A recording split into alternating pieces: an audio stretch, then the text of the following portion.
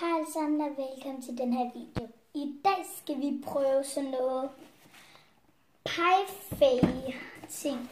Det er hvor man har sådan en spænder, så hvis den let på 4, så skulle man dreje sådan nogle håndtag 4 gange. Og selvfølgelig har man da også lige flødeskum til det. Så der er sådan.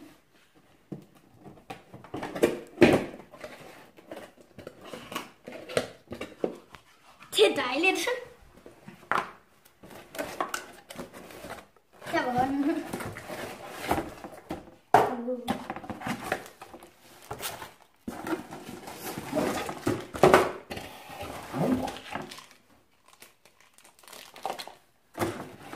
Skal man selv lave sin spænder?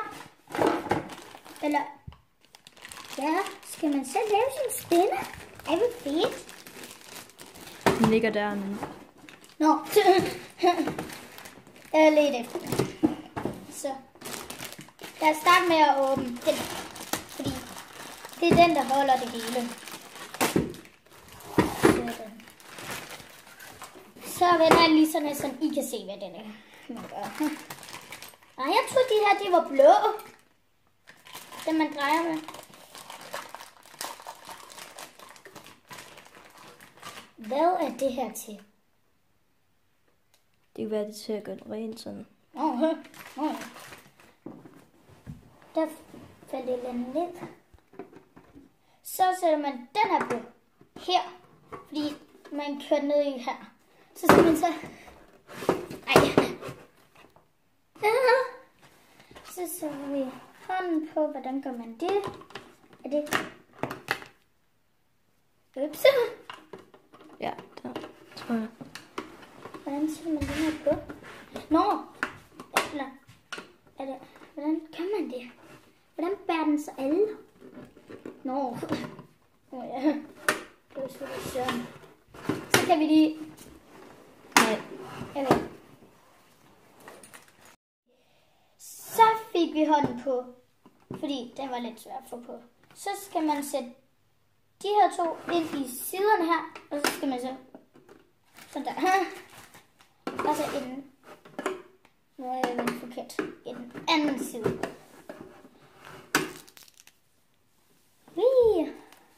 Så er det spænderen. Så er den her sikkert til at gå ren. Det tror jeg, den er. Spænd.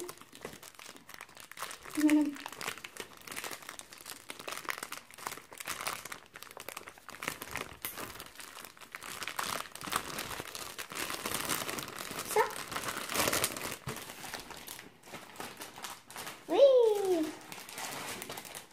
Her er den her, som man sætter op på.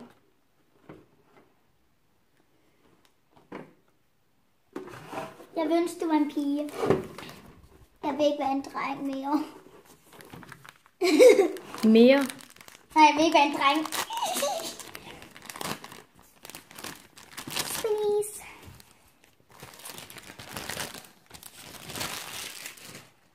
Hvordan sætter man den på? Du skal jo tage den der under. Nej, omvendt. Så. Sådan.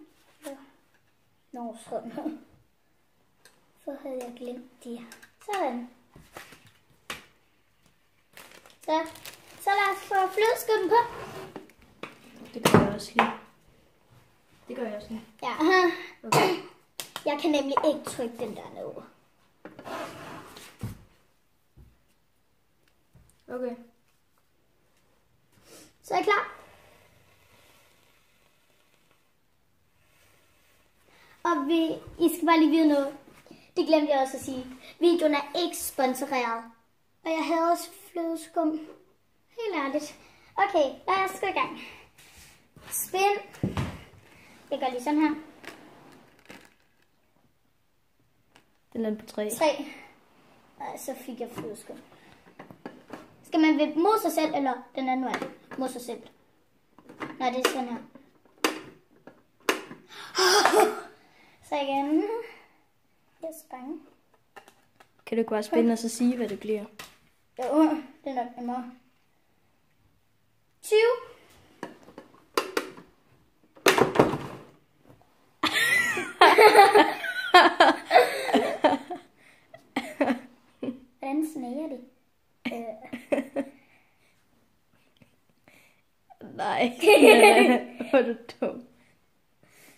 Nej. Næste runde. Hvad skal jeg gøre? Næste runde. Og det skal vi til nu. Så flasker på først. Ja, jeg har lige fået et stik og en hårbold, så jeg får det håret.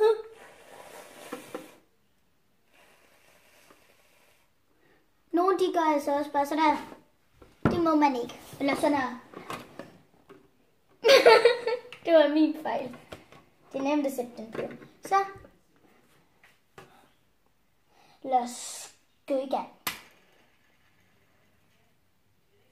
3. Og hvis den lander lige midten, altså fra 3 og 4, lige midten af det, så skal man spænde igen. Så 3.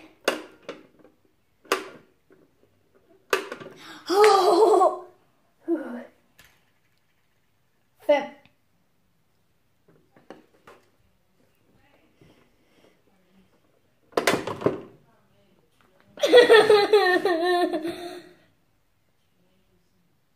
Jeg tror, jeg kan gå. Ikke gør det værre.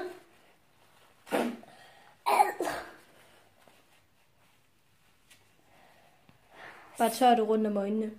Jeg har Og så det bare- i næsen. Ja. Og så bare lad det være. Nej, på øjnene. Det tager du det mere ud, jo. Ja, okay, det er fint.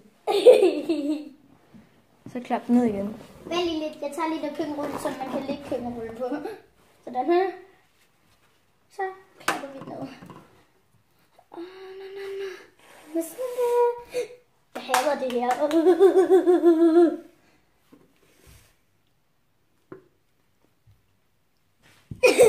Jeg vil ikke have det på den.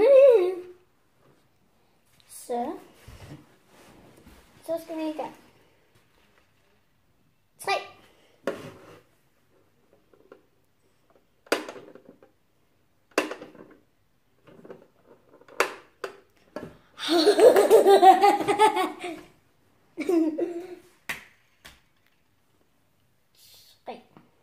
Eller jo, 3.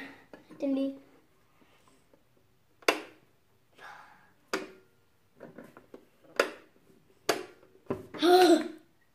Var det ikke 4? Nej, det var 3.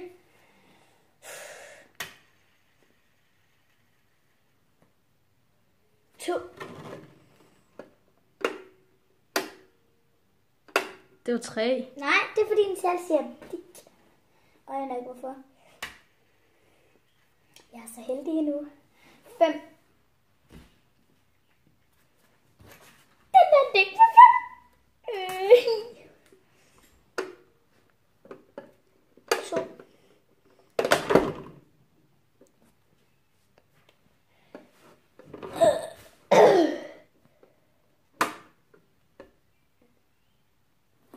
Det her, det sviger. Så er det min tur til at putte flødeskum på. Det lyder som en raket. Så. Jeg glæder mig ikke. Så ramte jeg. Hov. Skal jeg ikke spænde Den er lige med den. Så skal man spænde igen. Det var 2. 2.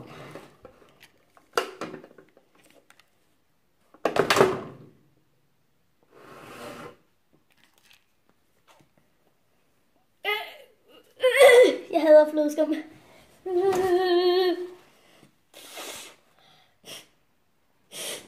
Jeg har det i næsen.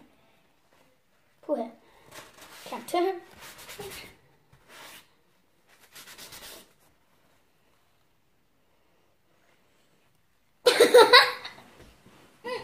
Du er glædt ned i munden.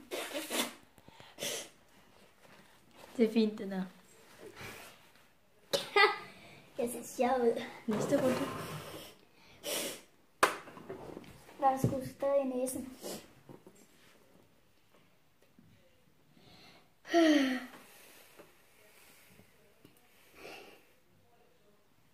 Kom nu.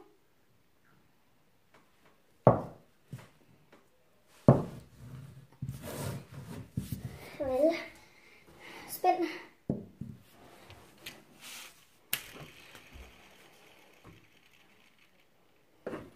4.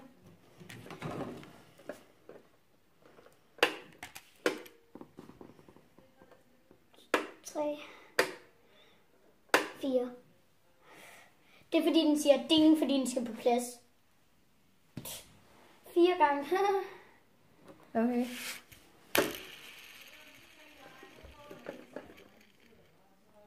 To.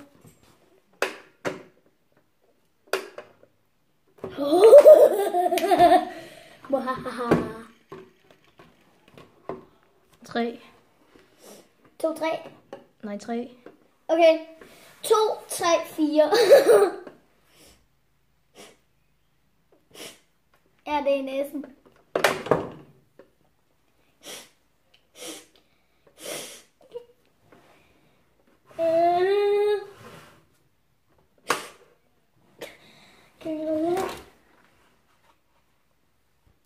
Flødeskum.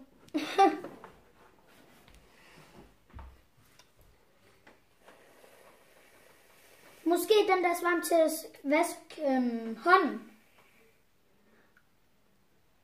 Det kunne.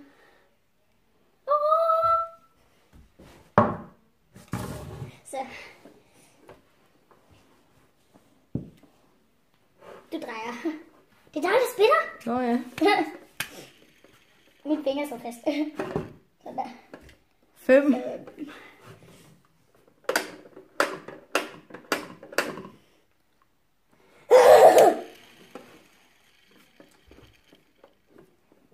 5.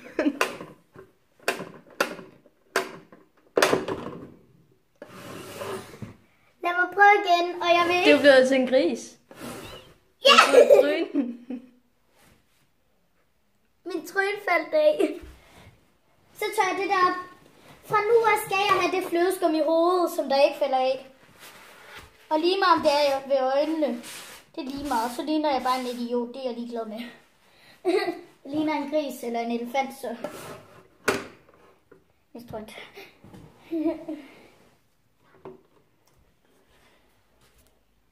Den er grim.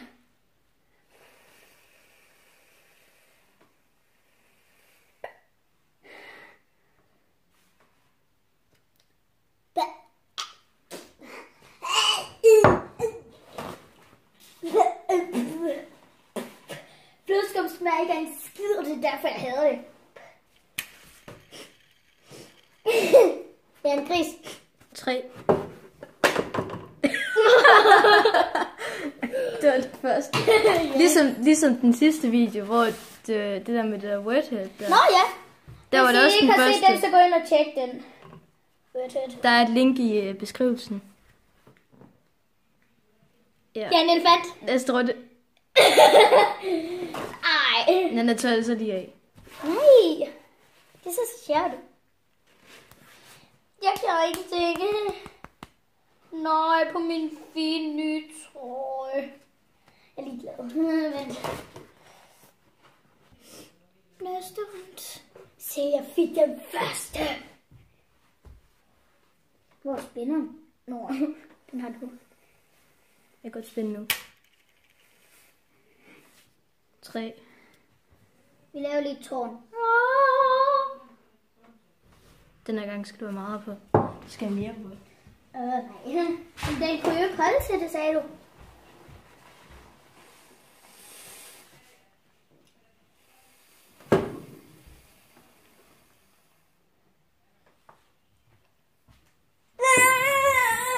Ikke så meget. Okay, det er fint.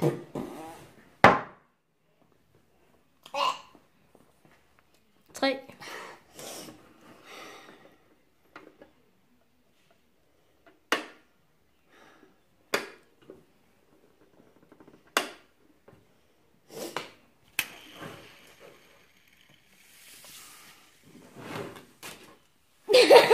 Det der var ikke mig. 2.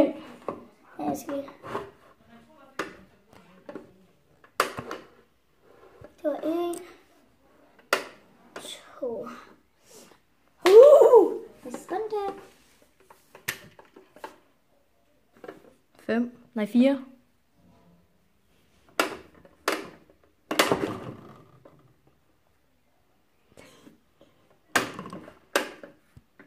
papir.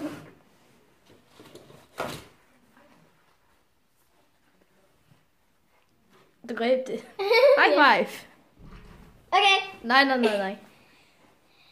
Bagefter har jeg gemmer lige det her på mit hånd, så bagefter så kan vi lige lege flødeskamskrig. Nej, det skal vi ikke. Okay. Så hvad skal jeg ikke? Så gider jeg sgu ikke have på min hånd.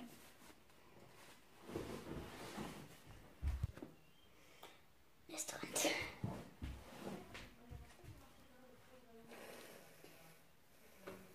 Jeg gider.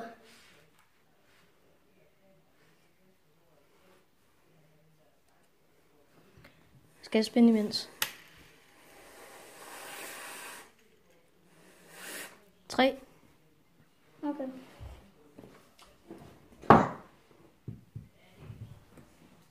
Du får godt nok mange træer. Mhm. Men han er så glat.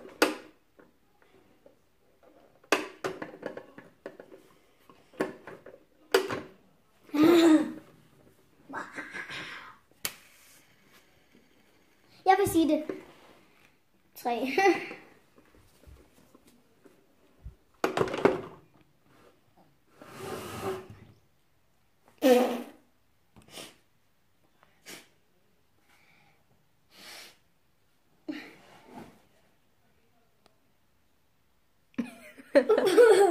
Og så er køkkenrulle. Vi har snart brugt en hel køkkenrulle.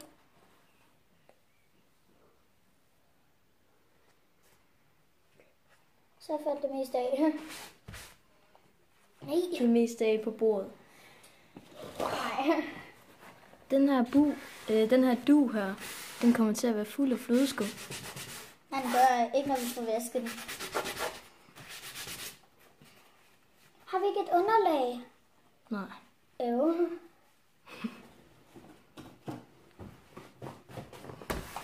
Jeg skulle tage mit grimmeste tøj på. Putte bare papiret ned i kassen.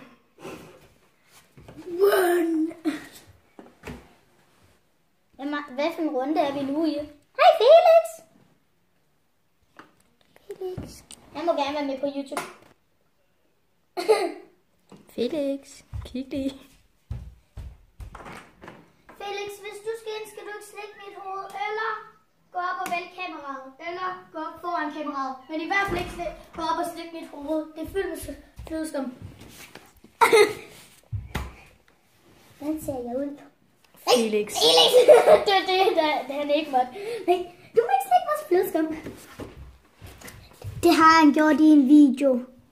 Der gik han bare op og kiggede lige foran kameraet. Det var en, jeg lavede med Emilie. Det var, vi havde sådan nogle ting, så skulle vi slikke på det, og vi havde bind for øjne. Så skulle vi gerne være bare. Der er også link i beskrivelsen. Ja. Du skal ikke op af Felix. Na. Okay, det er det sidste runde. Ja, det er sidste runde. Det er også lang video. Hvis det er sidste runde, skal der masser af flødeskum på.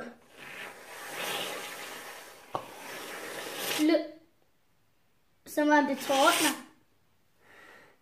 Så. Ej, lidt mere.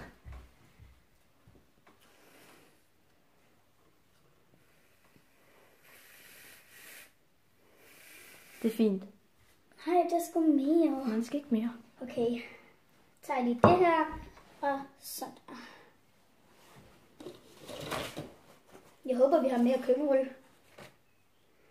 Men Jeg skulle lige tage den op, for den ikke hele klumpen til. Okay. gør du bare med hånden, så skynd dig jo. 3. Igen. Ej, det drukkede. Den sidder helt skævt. Det er lige meget. Nej, det skal tage det med hånden, tag det med hånden.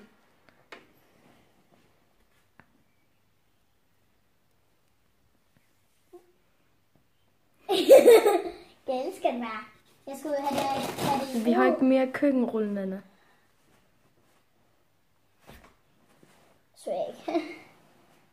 Vender tilbage. Og det var så alt for den her video. Og håber I nyt videoen. Og hvis I har det, så like os. Så husk at like og subscribe. Og mest subscribe til min kanal.